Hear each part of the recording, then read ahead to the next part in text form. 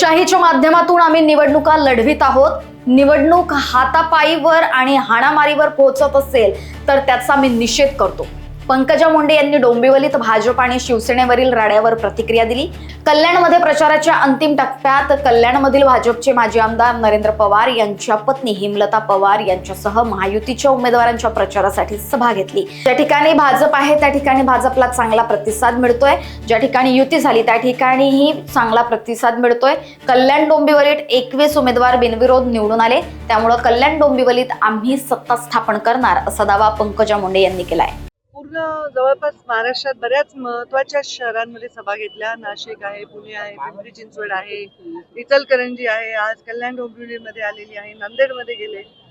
बऱ्याच ठिकाणी मी पाहते प्रचंड चांगला प्रतिसाद हा भारतीय जनता पार्टीला आहे। ज्या ज्या ठिकाणी युती आहे, जसं आता कल्याण डोंबिवलीमध्ये भाजप शिवसेना युती आहे, रिपाई बरोबर आमची युती आहे, इथे सुद्धा मला मोठा चांगला प्रतिसाद दिसतोय आणि एक आमचे नगरसेवक देखील इथे बिनविरोध झालेले आहेत। त्यामुळं सत्ता बनवण्याबद्दल खूपच आमच्या मनामध्ये आत्मविश्वास आहे। झालं, हे चुकीचं आहे। मेसेज कसा जाईल ह्यापेक्षा हे करायला नाही पाहिजे। लोकशाहीच्या माध्यमातून आपण निवडणुका लढतो, तर अशा प्रकारे जर निवडणूक ही हातापायीवर किंवा हाणामारीवर येत असेल किंवा गंभीर जखमी कोणी होत असेल तर त्याचा मी तीव्र निषेध करतो। ज्या पद्धतीने पाहायला जमलंच नाही, कारण मी माझ्या प्रचारांमध्ये व्यस्त आहे।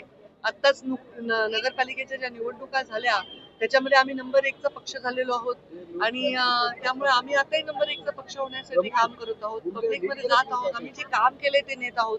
त्यामुळे मला वाटतं आम्ही एक आव्हान आहे, भारतीय जनता पार्टी आज देशामध्ये तिसऱ्यांदा सरकार आणलेलं आहे।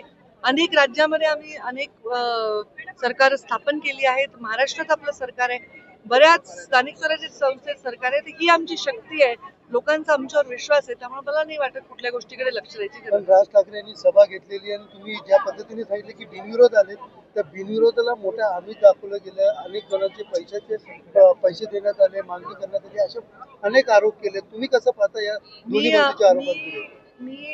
मी फक्त एवढंच पाहते की मी माझ्या लोकांमध्ये जाते, आमच्या सरकारचं काम मांडते आणि त्याच्यावर ते विश्वास ठेवतायत, आम्हाला दरवेळी विजयच देत आहेत।